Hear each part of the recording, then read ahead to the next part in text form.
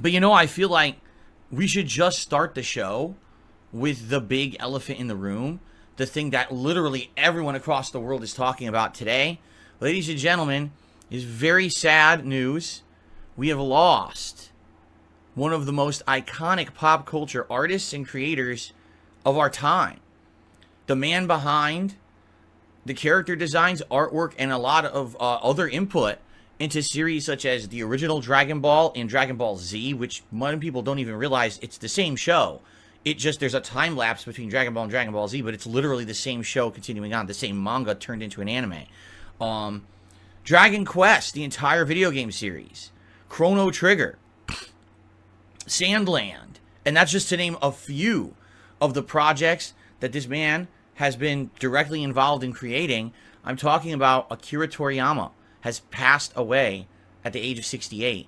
Unexpectedly. People did not know that Mr. Toriyama was actually ill. Apparently he was kind of keeping it a secret. And he was actively involved in developing many projects. And now that he's gone, a lot of people don't know what's going to happen with those projects because he was spearheading them. This is incredibly sad, but what I'd like to do, rather than focusing on the loss, I want to celebrate the life and the work, because just to give you my perspective, which is the best thing I can do to honor someone like this, right? When I was growing up in the 1980s and 90s, okay, Japanese culture did not have much effect on the United States at the time. I think the biggest thing was that song, I Think I'm Turning Japanese. Remember that song? So it was kind of like we were aware of Japanese culture here, but it certainly didn't have any kind of a heavy influence on anything here. And then all of a sudden, on TV, you started seeing what was definitely syndicated shows, such as the original Dragon Ball, okay, which was on TV before Dragon Ball Z. A lot of people just didn't know what it was. It had actually been so popular in Japan that they had syndicated it and brought it over to the United States and started playing it as a very early morning cartoon around the late 80s and early 1990s. And I remember watching this show and thinking, what the hell am I watching? The art style is so different from what we would see as an American cartoon that it blows your mind. You're like, what am I? It's so odd. The characters have this weird, almost like childlike design to them. Why are all of their eyes so gigantic? Right? That was the first time I saw a cartoon where everyone had the big oversized anime eyes. The other funny part about it was that definitely with the censorship, because on American TV they couldn't show the actual raw show. In the early episodes of Dragon Ball, the TV show, or the anime I should say, there's nudity. Goku as a kid full on has nudity, full frontal nudity as a child. Now today we'd all be like, oh, but in Japan they didn't think anything of it. It was a joke. It was meant to be funny. Like, Goku's growing up in the wilderness, so he doesn't understand that you need to wear clothes. He doesn't even understand why. He's like, why? You could just be nude. There's no big deal. All the animals are nude, so why is it a big deal for me? But that's part of the joke. And I remember they censored it out. Like, they would show Goku with a maple leaf over his junk. And it totally wasn't in the shot. You could tell it was superimposed on it, and it was like, what the hell? So as a kid, imagine you're watching TV shows like G.I. Joe, right? Thundercats, which has a heavy anime influence, by the way. Teenage Mutant Ninja Turtles, right? And then all of a sudden you turn on, it's Dragon Ball is on TV, and you're like, what is this show? It is so wild and different. Now, Dragon Ball is very slapstick, okay? It is. A lot of slapstick comedy and stuff like that. However, really for me, the big thing that made anime so popular in the United States was Dragon Ball Z. Because up to then, like, you knew it on the fringes. You knew Dragon Ball existed. You knew Sailor Moon was a thing, right? I remember Sailor Moon. And also, this is one of all the things to put on Americanized TV. Ronin Warriors was syndicated and put on American TV in the mornings. I don't know why, but it was one of the early animes that we were able to watch here.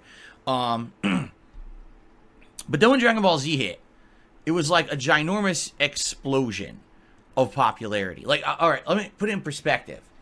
Like, every generation seems to have something in pop culture that becomes the thing for you, right? For some generations, that's the Lord of the Rings trilogy, right? And I don't just mean the movies, I mean the books. Like, that's in pop culture. Oh my God, Lord of the Rings, amazing fantasy. But for some people, Dragon Ball Z is actually that thing. That, like, wow, it was a cultural phenomenon, right? These characters were iconic. The plot lines, the themes of heroism and never giving up and always finding a way to overcome and succeed over insurmountable odds. These were all things that became synonymous in worldwide culture, not just Japanese, but worldwide culture. And I remember when Dragon Ball Z started airing on TV, right? Like, everything changed. People started talking about this show all over the place. In school, in the arcades. It was the thing people talked about. And it was weird because at the time, you couldn't actually get it for home use. You had to watch it on TV. And then they started selling, like, the videotapes of it. I had a friend who was into competitive Street Fighter, okay? And one day we all went over his house. He had a bookcase full of VHS tapes that were all recorded off of... We're like, what is that? Oh, that's my Dragon Ball Z collection. That's the whole show. And on American TV, they were still in the Frieza saga. So we were like, wait, what? How do you have the whole show? Oh, because it's Japanese, and this is the actual Japanese cut. I got bootlegs. I actually ordered them and had them mailed, and I have the whole thing. They're all bootleg, like, recordings of the Japanese show with subtitles, but I own the whole series. So this guy owned it. He probably spent hundreds of thousands of dollars to get this before you could get it on a real tape that you could buy at a store.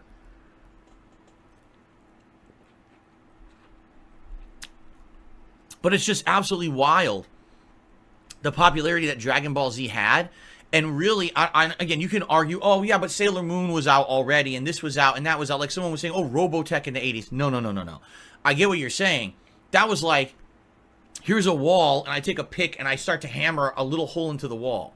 Dragon Ball was, we took a 3 million pound drill and just plowed through the fucking wall, and the floodgates opened, right? Like, this is when Japanese culture, particularly anime, started to explode in popularity in the United States. It was Dragon Ball Z that did it, okay? And the funny part was, games like Dragon Quest had already been popular and had prominence, but no one really knew that that was Akira Toriyama until Dragon Ball Z got huge, and then all of a sudden people were like, wait a minute, that looks the same, because it's the same guy. He made the same character designs, same art style, that's him. Like, wait a minute, you're playing Chrono Trigger. What the hell? Why does the art look so good in this game? It's amazing because it's Akira Toriyama. The guy's a creative genius. His art style is so unique, so recognizable, right?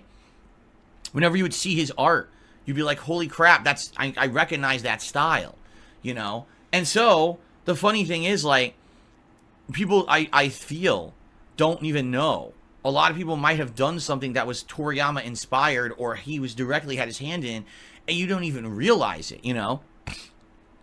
As I was thinking about all the times in my life, all the great stuff that I've done that was Akira Toriyama inspired. So you got original Dragon Ball Z, of course, the later spin-offs he didn't have a hand in, but they're all from his own creations, right? Like his, Dragon Ball GT, Dragon Ball Super, and all of that. The entire Dragon Quest series, which started in the United States, it was called Dragon Warrior, and they tried to more like almost westernize it. And the art was changed and everything on the box, which is weird. Like, you have Toriyama art, and you change the art on the box to make it look like it's not Japanese, which is a really odd choice, but that's what they did. But then after a few years of having, like, Dragon Warrior 1, 2, and 3, they actually decided to then start calling them Dragon Quest, which is really what it was called in Japan. And then you started to realize, wait, okay, this is the same guy. That's why the art in the game looks like Dragon Ball, because it's the same guy, right? And then, definitely, I would say Chrono Trigger for me is one of my favorite games of all time. And the art style is just so inspiring in that game to see characters that look like Toriyama characters, you know, fighting in an RPG setting like that. So awesome. Was it also Secret of Mana? Was also inspired by? I don't want to say that and be wrong, but I feel like Secret of Mana also inspired by the Toriyama character designs, right? I think either he directly had a hand in it or whatever. I think maybe originally, but I swear those characters, if they're not him, they look like they're influenced by him. You know what I'm saying? It's that unique Square Enix design. But then even years later, you know, after that, he did other mangas. Like, there's a game coming out this year called Sandland. And you're like, what is Sandland? That's a Akira Toriyama manga. You may not realize it, and then you see that the promo for Sandland, you're like, why does it look like Dragon Ball? Why does it look like Dragon Quest? Because it's him. It's his work. You just don't remember it. You know, you're like, what is that? One that, it's like a forgotten gem for me that most people don't talk about today is Blue Dragon. Anyone remember that game? That was a game during the time of Mistwalker Studios, where Toriyama, Nobuo Uematsu, and other former, like, Square Enix Final Fantasy game devs teamed up to make a few games, and Blue Dragon was one of them, and everything in that game is Toriyama inspired. Every character is drawn by him and created by him, all of it. And it's great. I love that game. Like, I played it when it was new, then I played it years later as a YouTuber. It was in my early days of direct capture, I believe, like 2014, 2015 I played it. So, you know, that's an amazing game. I would love to go back and play it again someday, because it's such a great game. Great music, too. Great, unique soundtrack there.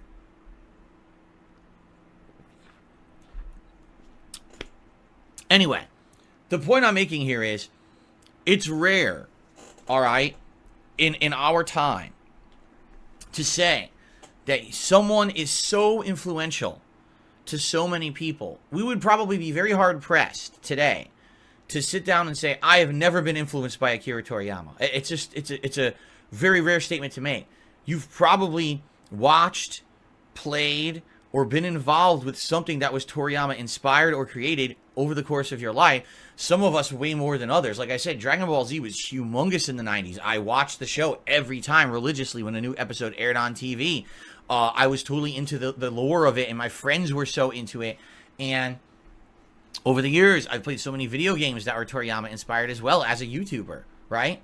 And it's amazing the reach he had and how many people's lives he touched, just with his creativity and his talent, right? I mean, another thing, let's be honest, the fact that the guy's not problematic, right? It's not like, oh, it's one of those guys where you love his work, but everyone hates him personally. No, the guy was well loved. He was actively involved in so many different projects because he's such an awesome creative mind.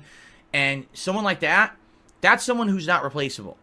You know what I mean? Like, no one's going to step in and be like, I'm Toriyama. No, he is one of a kind. And it's amazing what he's done, and his legacy will live on. Sad that we lost him, but at the same time, man, the awesome influence he's had on humanity, right, as a whole, the creative wonder, the sense of adventure in everything that he ever created is incredibly unique. And, you know, for me, growing up, seeing his influence around, for me, he was the reason why Japanese culture and anime crossed over to the West in the way that it did. If it wasn't for Toriyama, you never would have seen anime explode in popularity and have this kind of culture crossover like we've had in the last 20 to 30 years. It was kind of there before, but it was the Dragon Ball stuff that, boom, broke the walls down, right? So to Mr. Toriyama, thank you for everything. Rest in peace. And your legacy will live on. There you go. That's the best I can do, anyway. So, all right.